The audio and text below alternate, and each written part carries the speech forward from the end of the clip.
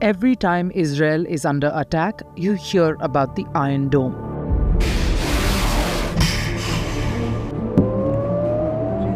The impenetrable shield.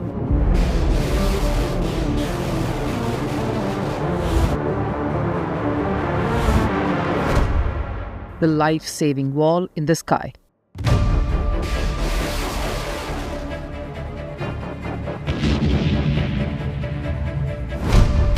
Since 2011, it's been Israel's first line of defense against missiles, rockets, or any other aerial attack. But what is the Iron Dome? And how does it actually work?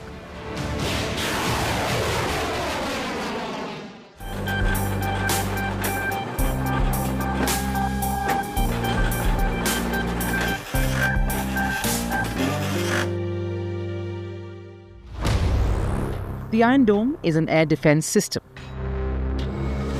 It is designed to blow threats out of the sky before they even hit the ground. So here's how it works. Step 1 is detection. A radar unit called the ELM 2084 is always scanning the skies. It can detect incoming rockets, artillery shells, and mortars, sometimes from as far as 100 kilometers away. It doesn't matter where the rocket comes from. If it's airborne, the Iron Dome sees it. Step 2 is calculation. As soon as a projectile is spotted, the Iron Dome's brain takes over. That's the battle management and weapon control center. It does the math in milliseconds, calculating the rocket's speed, direction, and likely impact point. Then comes the decision.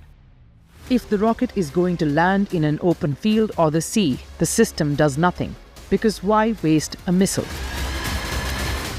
The system, its computer, can predict the trajectory of the incoming object and decide which trajectory will lead to a damage to strategic or to populated areas, and which trajectory will fall in the sea, in the Mediterranean, or in the unpopulated areas.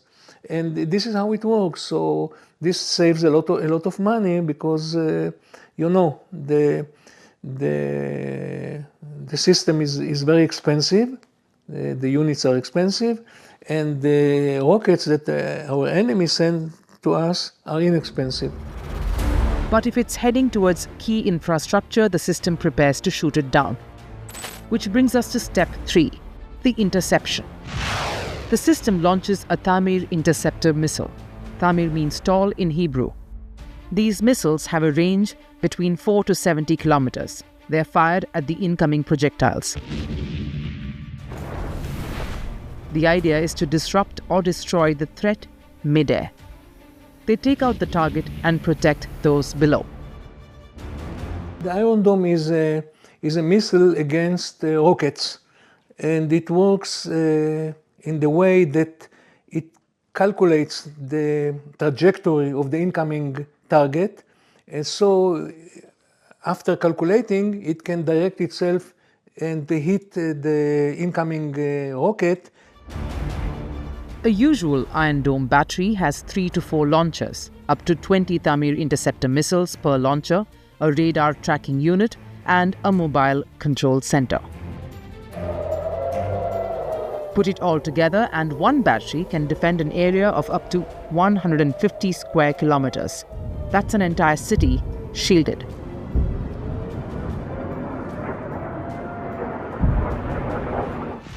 And it's mobile.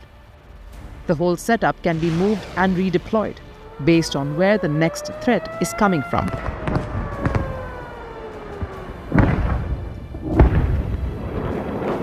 So is the Iron Dome effective?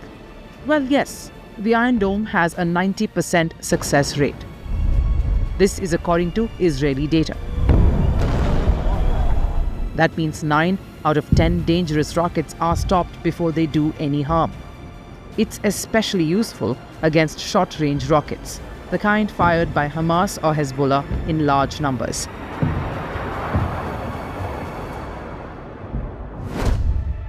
And the Iron Dome isn't the only one. Israel has a multi-layer air defense system. First is obviously the Iron Dome. It shoots down rockets and small projectiles.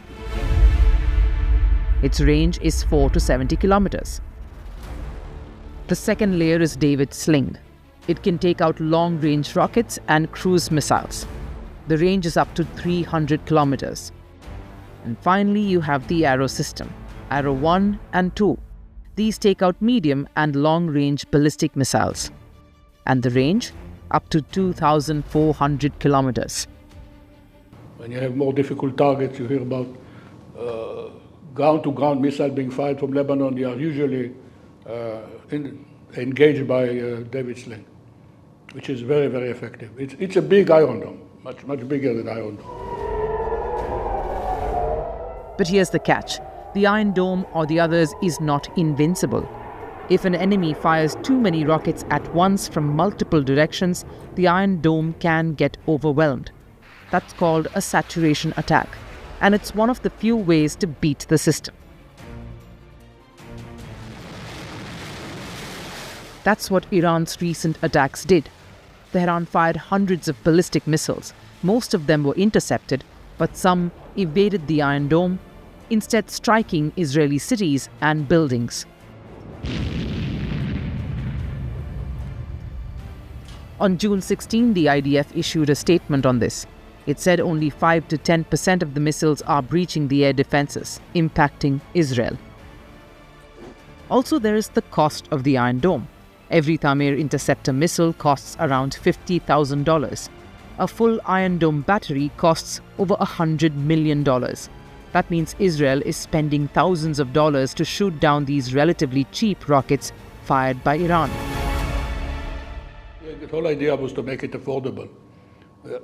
To make a missile, which today, according to the paper, costs in production about $50,000.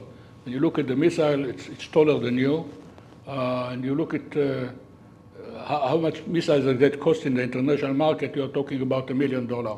So the idea was to make it as cheap as possible in order to make a lot of them. So while it's an effective defense, it's also a very expensive one. And in a region where rockets fall like rain, the Iron Dome is Israel's umbrella in the storm.